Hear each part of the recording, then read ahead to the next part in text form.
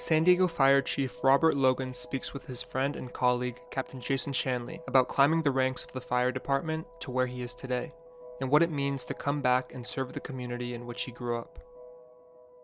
I grew up in Southeast San Diego, raised by a single grandmother in a very challenging part of town, 3 to 4 houses from a fire station. So the fire engine would go by and I would run to the window. I'm picturing a little kid with the little afro up against the window, his nose pressed with the little steam coming out of his face. With the dirty diaper, the faded Superman t-shirt. That's when the seed was planted.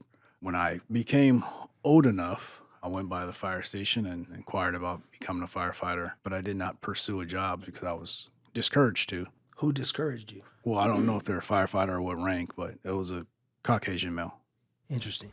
And then how did you end up in the fire service from that? As you know, you used to be my barber when we both had hair. I was thinking about that this morning, man. You little waves and your little beard. This is crazy. And you were cutting my hair one day and you said, "Hey, man, you ever thought about being a firefighter?" Well, I met these black firefighters who are having a EMT class at a place called Brothers United. It's a fire station that only blacks used to be able to work at up to 1951. I was like, sure, I'll try it. So I took a chance.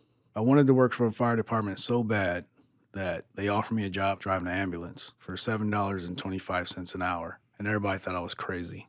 It was rough, just watching my bank account tick down slowly. But I had faith. I made it to the fire academy in 2000. We graduated in the 55th Fire Academy. Double nickels, baby. That's when I started my career as a probationary firefighter. Probation for a firefighter is a year, but at 10 months, our department developed their first diversity outreach and recruitment program. Mm-hmm. So I signed up for that. And shortly after, I became a director for that program. Mm-hmm.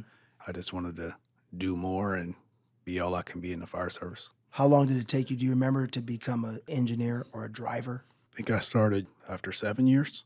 For me, that's my best position because I'm a motorhead, I call myself. Driving a fire engine is the best job in the fire department. So I just wanted to be an engineer and then started watching what the captains do and being in command and all that stuff. That's when I was like, oh, it's time for me to make a move and be in charge. How did you prepare to become a fire chief? I prepared by taking each one of the ranks through the fire department very seriously, working the business side of the fire department and the operations side of the fire department without skipping any ranks, all the way to the executive level, and taking that very seriously and being successful. You know, we've had a chance to work together before. What was it like at Station 12? Oh, man, that was probably some of the best times of my life to work 3 to 4 houses from where I grew up. I remember walking in people's homes that knew me when I was a kid, and now they're sick and they need aid. When they would see me, they would lighten up. I mean, that was definitely the most rewarding part of my career, even my life, just serving the community I grew up in.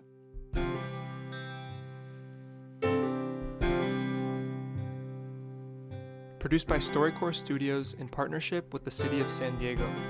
Interviews recorded by StoryCorps, a national nonprofit whose mission is to illuminate the humanity and possibility in us all, one story at a time.